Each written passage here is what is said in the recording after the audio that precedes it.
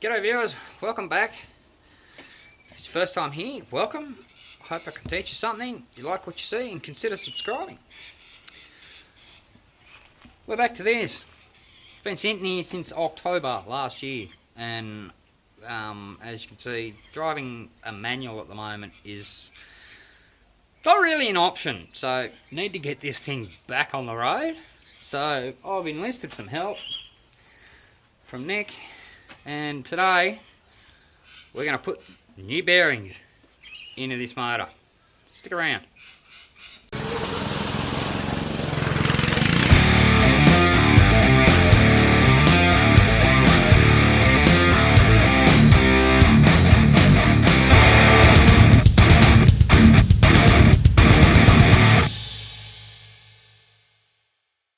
Okay, I still didn't get any definitive answer on the rod bolts or whether they're throwaways, but then I looked further in the manual and found that they are stretch bolts. They do, obviously, all bolts stretch under tension, but the specs on these is if that shaft here is under 7mm, throw them away. As it turns out,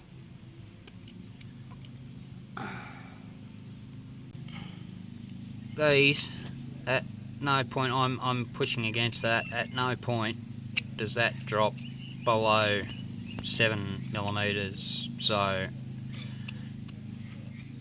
we're good. We can reuse these bolts. Hang on, let there be light, there we go. I mentioned last time that this crank journal was a bit scratchy and rough, so we're actually going to sand it. I have some emery cloth here. Now this is like 240 grit. It's probably still a little bit too rough, but basically we're just gonna go over lightly on that crank journal just to take that roughness off, some of that roughness off, and 240 will be fine enough to do that.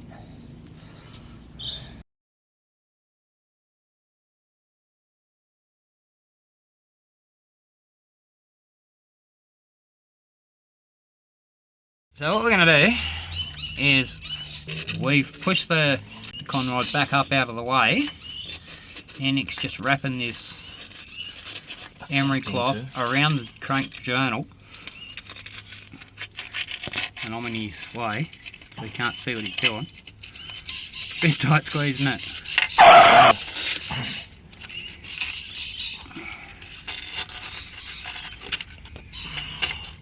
Alright, there we have it facing the right way.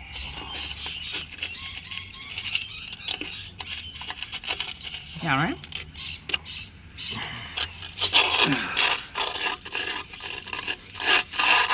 There we go. Whoa, what are you doing up there? Isn't that where you wanted it? No, just on the crank. Yeah, that's what I'm trying to do, but it ain't going right down. It's the con rod in the way. Well, maybe. Caught on something up there.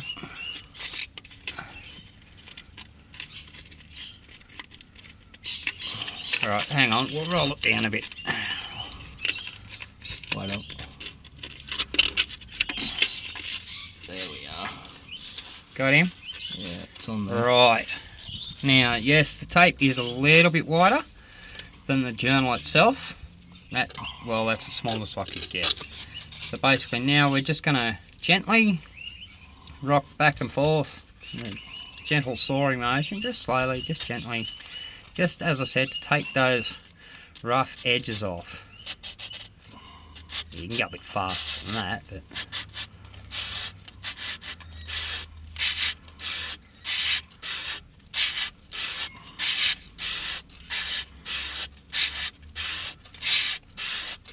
You wanted to stop this. alright, let's try that. A bit smoother? Yeah. Yeah. It feels nicer. Yes, feel. Oh yeah, that feels a lot better. Yeah, that feels a lot better. Okay, now there's light there. Because we've done the top half, now we've got to rotate the crank Just lift that up, 180 or degrees. that be in the way? Or we have to take No, it we're out going to now? rotate the crank 180 degrees. Just hold that in place. Right, We'll turn the crank around. Oops, sorry. No, you're right. Whoa, hang on. That doesn't sound right. No, this is the bar scraping on. Oh, okay, cool. Cross averted.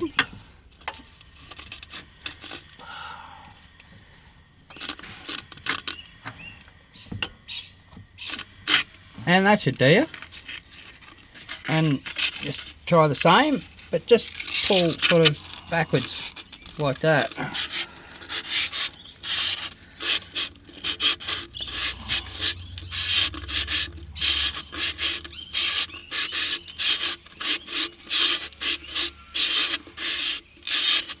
Okay, that's about what you had on the other one.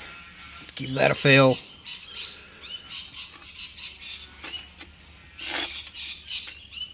Yeah, maybe that could do with a bit more. Yeah.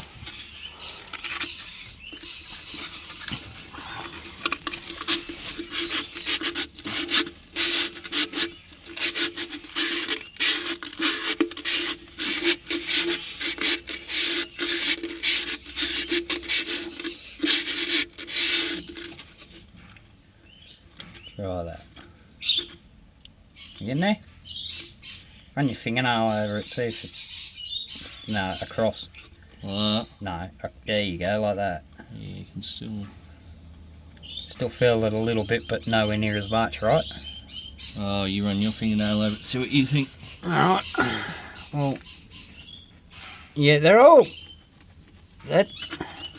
It's still a little bit scratchy, but it's a lot better than it was. So, yeah, we might give it just a little bit more. Now, in doing this, we're barely taking a few thou off. So, based on the plastic gauge test we did last time, it's still going to be well within tolerances.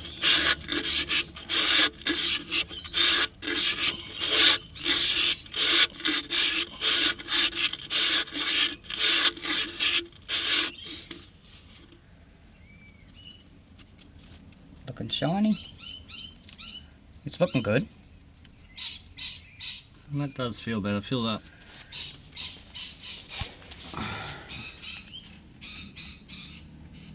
It does actually.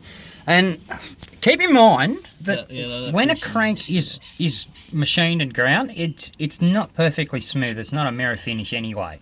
So there is a bit of roughness there. That's the way they're designed. So I'm actually seeing quite a lot of reflection there. It's quite shiny, and you can probably see that in the camera as well. So I think we're going to turn that back and just give this, what's now the lower side, another hit just to give it that little bit more of a clean up. And then we'll get to putting some then we'll get to putting some bearings in.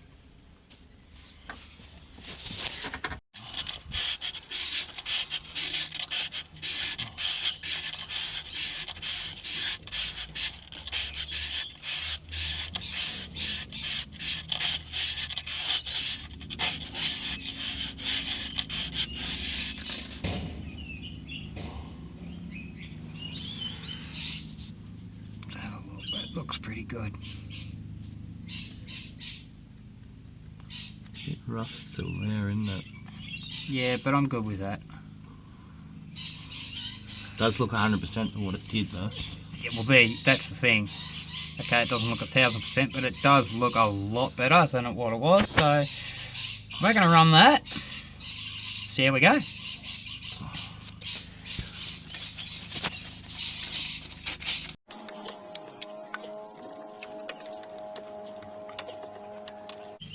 Yeah, about there's good. Take the cap back off.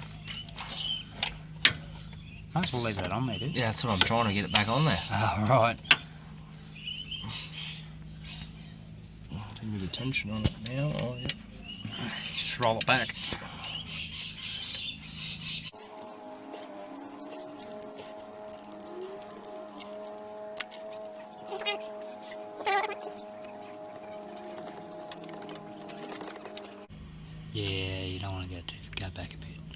Back that way? Yeah. Sorry. You want to be able to get around the other side. Pop it out. Put the new one in. Yeah, well the old one's out. Oh, what are you doing?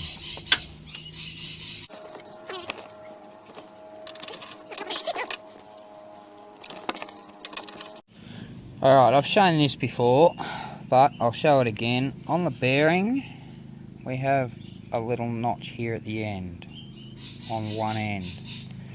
That needs to go into that little notch there.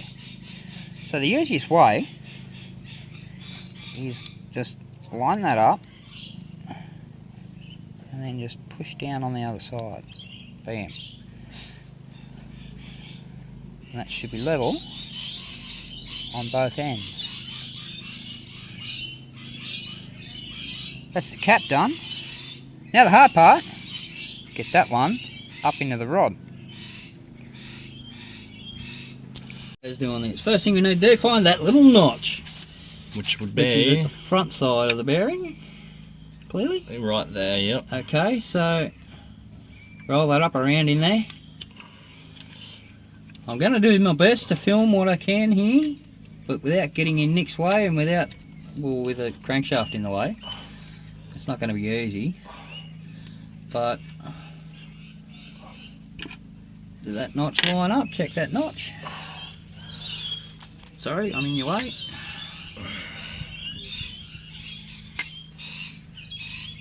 Yep, all lined up. All lined up, okay. Yep. Oh, my finger's in the way of it. Yeah. Alrighty, cool. Now, we can just pull that rod back down onto the crank. It should come down easy. If not, we're rolling the crank back up. There we go, it's coming down. There. That's seated onto the crank. And the cap. And don't forget, hole in one. There. Which means there's dowels up on here. You need to line them up. That's the wrong way around. Sure? Yeah, because the hole's Oh, dowels that way. over here. Yeah, it's that way, doesn't it?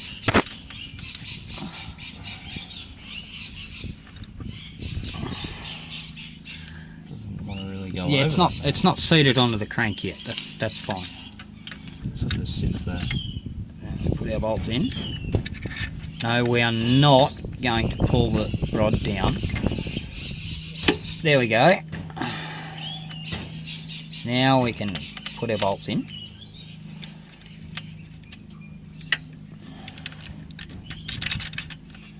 And again, we're just going to do them up finger tight, nip them up, and then we'll get the torque wrench onto them.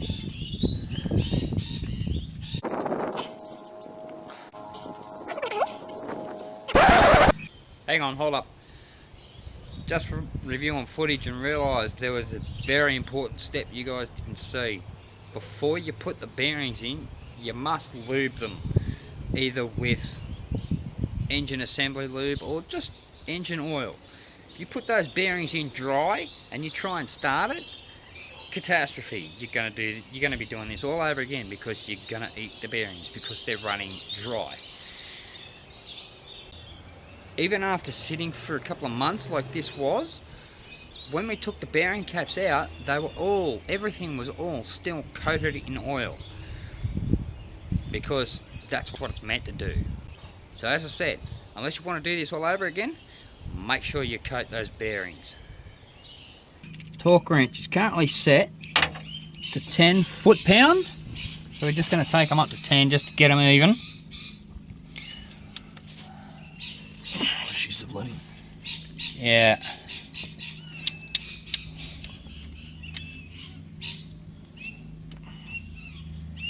Take the other one. There we go. Take the other one up.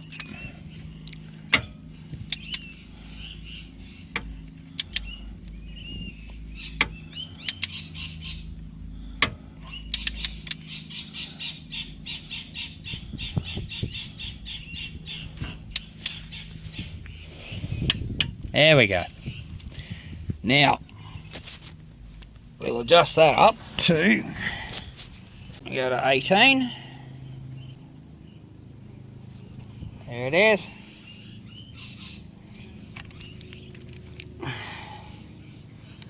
The worst part about this torque wrench is that there's no way of locking it. There we go.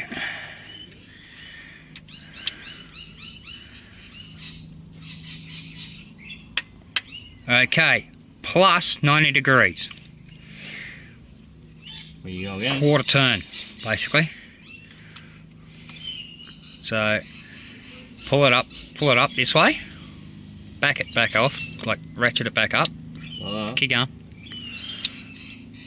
Where do you want it? About there. And go around 90 degrees. Which, as I said, is quarter of a turn. Yeah, don't worry about that, go.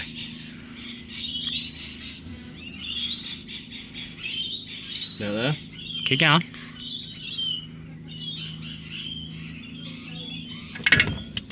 That fell. That's little bit. Right? Swear indeed. That'll do. Now same on the other one. Hold on a sec. I'm just gonna wind this right up. Hold it.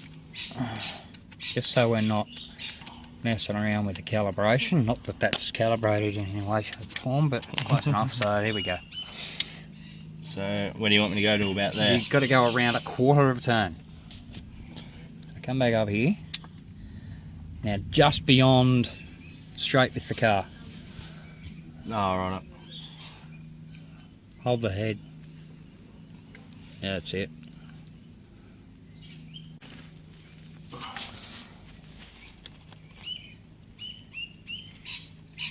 That'll about do it. Okay, that's one down.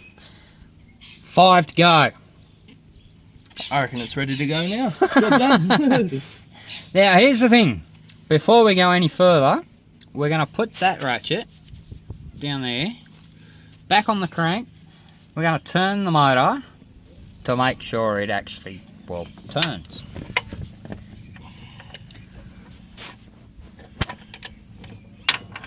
You don't want it, you want it back up? Yeah, no, probably go forward.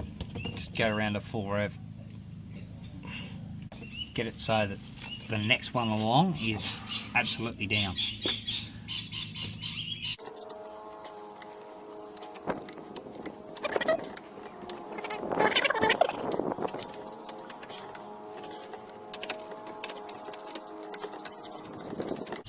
Alright, stop there. And that's a full revolution, and didn't seem to be much resistance there. That's a good thing. Moves quite well. So now we move on to number 2. At that point, I set up the camera intending to record the entire process, which I did. Once we were done, went to stop the camera and it died, and all that footage gone. So I'll just give you a quick recap. As I said, pretty much replacing the other 5 is identical to replacing the first one. Undo the bolts, pull the cap out, change the bearings out, put the cap back in, and rotate the engine at least one full revolution between each bearing. That way, if one of them does happen to lock up, it's unlikely, but it can happen. It has happened. If one of the bearings does happen to lock up, you know which one has locked up. You don't want to go through, put all 6 in, and then find you can't turn the motor. You got to find out which one is stopping the motor from turning. If you do it between each one, well, at least you know. And then this happened. So that kind of stopped work then. Then I went and grabbed the oil pickup so we could bolt that up into place. Dropped it, picked it up, and noticed this. Now if you remember in the first video in this series, I'll put a link up here, I checked the oil and was somewhat amazed that there was no glitter in the oil itself, which means there was no metal in the oil itself. That confused me, because when you chew out a bearing, it usually ends up in the oil. Yeah, it does, but only if it is tiny little ground parts of bearing and not big chunks like that. That is all bearing material, and we need to get that out of there. Now, how are we going to get all of that out of there? Easier than you think. Grab your oil pan, which is off the motor, pour in some petrol.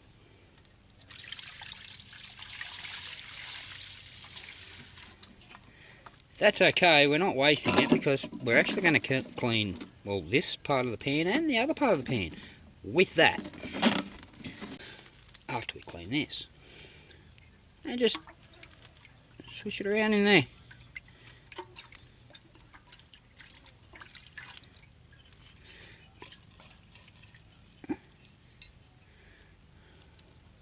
Still not great, but much better. A couple of little stubborn spots right there in the middle.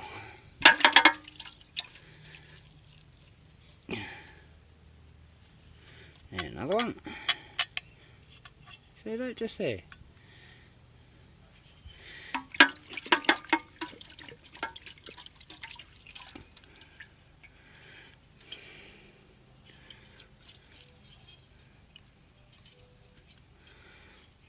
There you go. All clean. As for cleaning the rest of it, you don't really need to, but if you insist, scour pad. $2 a dozen or something like that. Petrol. Just scrub. There you go, coming up nice.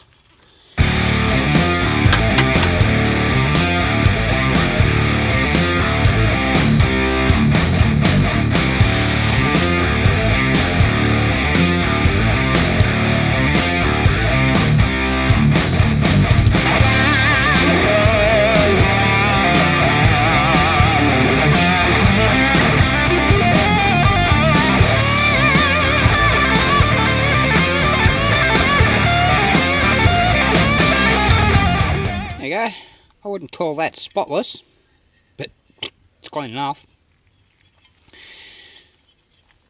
I'm just going to hang that up to dry.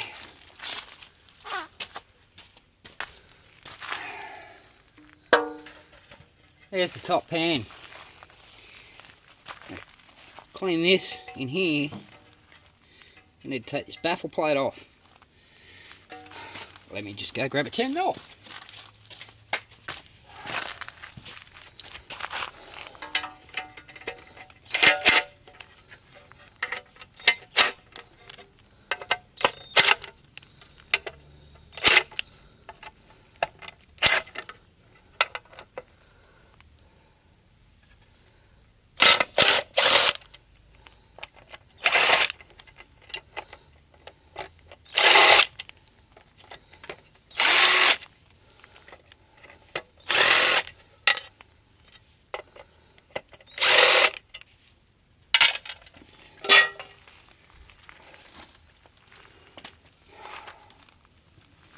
Alright, just going to put that aside for a second.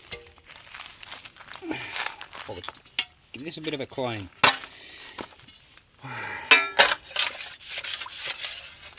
Again, you don't have to do this. I'm just doing it to show you guys, really.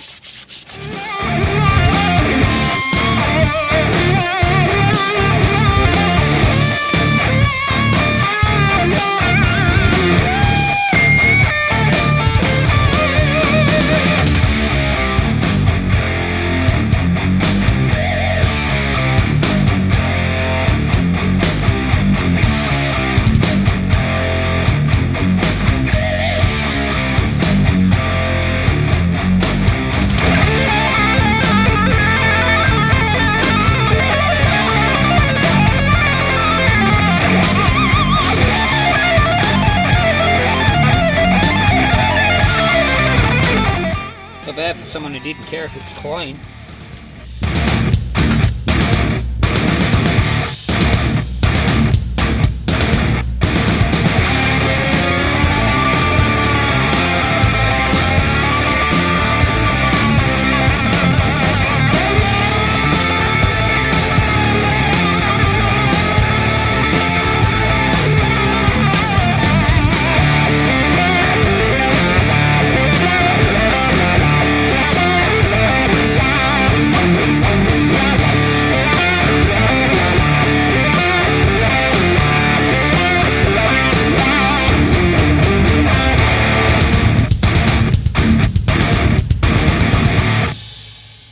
Now I just want to point out that I said at the beginning I didn't care whether it was clean or not. But the main idea of cleaning it is not to get it clean, it's to basically remove anything that may come off in the oil. If you get all this stuff coming off in the oil, that could do some damage. So you don't want to go crazy and just scrub the hell out of it. You'd be there for hours. If it comes off lightly, great. If it doesn't, leave it alone. Now comes the fun part.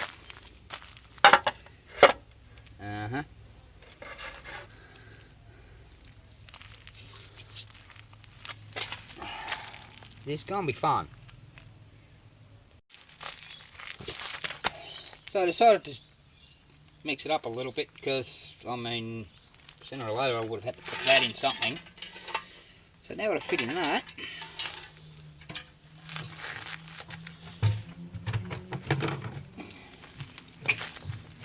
we pour in some petrol, and you know what, let's pour it over it.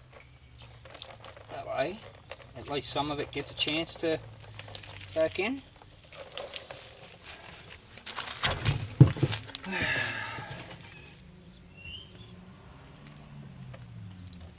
I'm trying to get most of it in the pan. Oh, well, you know what, there you go.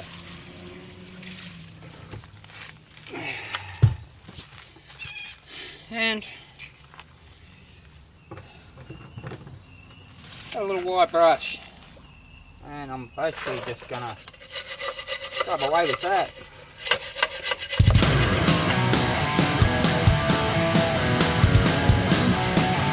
The idea is I'll get the bulk of it with this, and then I'll go over it with the scourer and get what I missed.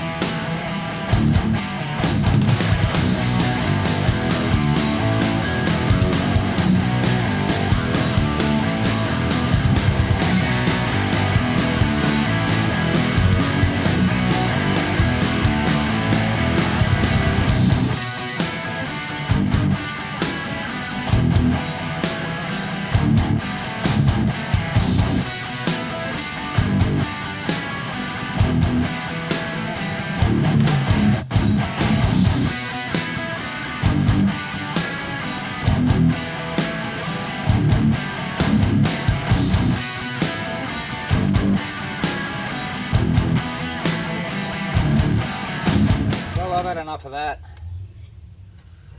I'm going to hang this up, and then tomorrow I'm going to go over this with some clean fuel, petrol, gasoline, whatever the hell you want to call it.